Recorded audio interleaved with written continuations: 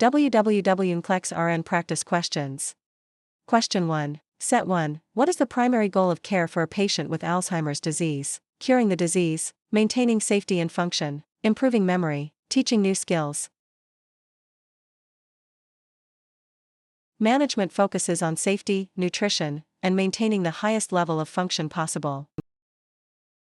Question 2. Set 2. A pregnant woman is at 32 weeks gestation. Which sign should she report immediately? Leg cramps, blurred vision or headache, backache, frequent urination. Blurred vision and headaches are signs of preeclampsia. Question 3. Set 3. A patient is post-bronchoscopy. What is the nurse's priority assessment? Pain level, gag reflex, urinary output, blood pressure. The gag reflex must return before the patient can safely eat or drink to prevent aspiration. Question 4. Set 4. Which lab value is elevated in acute pancreatitis? Serum amylase, BUN, hemoglobin, potassium. Serum amylase and lipase are significantly elevated in acute pancreatitis. Question 5. Set 5. A patient is experiencing an acute manic episode. What is the priority? Involving them in group therapy, providing a high-calorie, finger food diet, teaching coping skills, encouraging social interaction. Manic patients have high energy and may not sit for meals. Finger foods provide necessary nutrition while on the move. Question 6. Set 6. A patient with heart failure is prescribed digoxin. Which finding should the nurse report immediately? Heart rate of 72 bpm, visual disturbances like seeing yellow halos, increased urine output, blood pressure of 120/80 mmHg. Yellow halos are a classic sign of digoxin toxicity. Question 7. Set 7. What is the primary purpose of pursed lip breathing? To increase heart rate, to keep airways open longer and promote CO2 excretion, to decrease oxygen consumption, to strengthen the diaphragm. Pursed lip breathing prevents airway collapse during expiration. Question 8. Set 8. Standard precautions apply to which of the following? Only patients with known infections, all patients regardless of diagnosis, only patients in ICU, only surgical patients.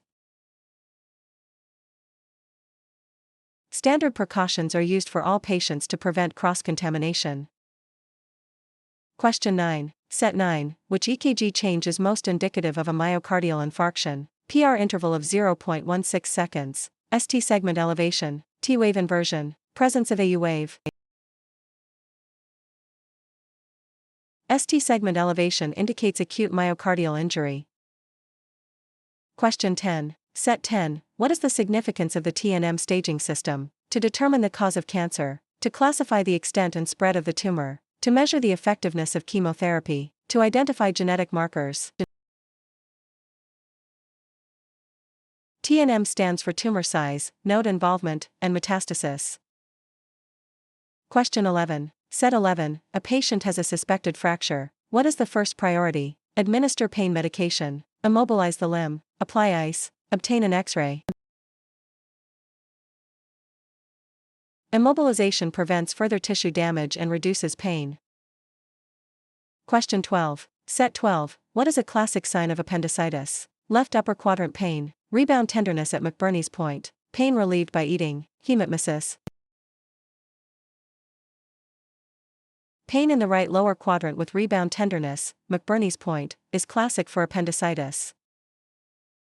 Question 13. Set 13. A client is diagnosed with peripheral arterial disease, PAD. Which symptom should the nurse expect? Dependent rubor, painless ulcers, bilateral edema, warm skin. Dependent rubor, redness when legs are down, is a common sign of PAD. Question 14. Set 14. A nurse is caring for a patient with atrial fibrillation. What is the primary risk for this patient? Heart failure, thromboembolism and stroke, ventricular tachycardia, hypotension. Stasis of blood in the atria can lead to clot formation and subsequent stroke. Question 15. Set 15. A patient is hearing voices that say, "Kill yourself." What should the nurse ask first? How long have you heard these voices? Do you have a plan to carry this out? Why do you think the voices say that? Would you like some medication? Assessing for safety and a specific suicide plan is the priority when a patient reports command hallucinations. Question 16. Set 16. A nurse is caring for a patient with neutropenia. What should be avoided? Hand washing, fresh flowers and raw fruits, wearing a mask, high-calorie foods. Fresh flowers and raw produce can harbor bacteria and fungi, posing a risk to immunocompromised patients. Question 17. Set 17. Which breath sound is commonly heard in a patient with an acute asthma attack? Crackles, wheezing, rhonchi, pleural friction rub. Wheezing is caused by air passing through narrowed airways. Question 18. Set 18. What is the purpose of administering magnesium sulfate to a preeclamptic patient? To lower blood pressure, to prevent seizures, to induce labor, to increase fetal lung maturity. Magnesium sulfate is the drug of choice for seizure prophylaxis in preeclampsia/eclampsia. Question 19. Set 19. Which sign is a hallmark of pyloric stenosis in infants? Green diarrhea, projectile vomiting, steatorrhea, abdominal distension. Projectile vomiting after feeding is the classic sign of pyloric stenosis. Question 20. Set 20. Which condition is characterized by currant jelly, stools, celiac disease, intussusception, Hirschsprung's disease, Crohn's disease? Intussusception causes stools mixed with blood and mucus, appearing like currant jelly.